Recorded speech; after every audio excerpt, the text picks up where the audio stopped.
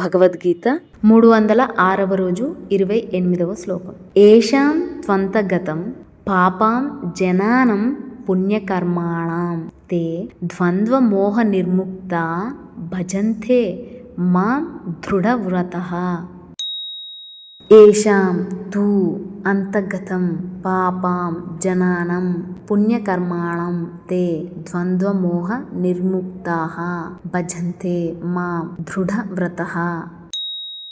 పుణ్యకర్మాణం సత్కర్మలను చేయు ఏషాం ఏ జనానం జనుల యొక్క పాపాం తు పాపము అంతర్గతం పరిహరింపబడినదో తే వారు ద్వంద్వ మోహ నిర్ముక్తాః ద్వంద్వ మోహము చేత విడువబడిన వారై దృఢవ్రతః దృఢవ్రతులై మాం నన్ను భజంతే సేవించుచున్నారు.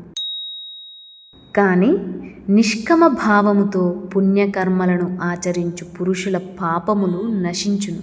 రాగద్వేష జనితములైన సుఖదుఖాది రూపమోహముల నుండి విముక్తులయ్యెదరు. దృఢ నిశ్చయమును గలిగిన అట్టి భక్తులు అన్ని విధములా నన్నే భజింతురు.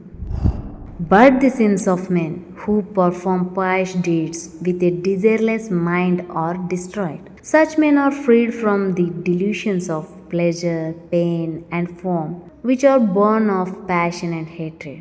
Such devotees, having firm resolve, worship me in all ways.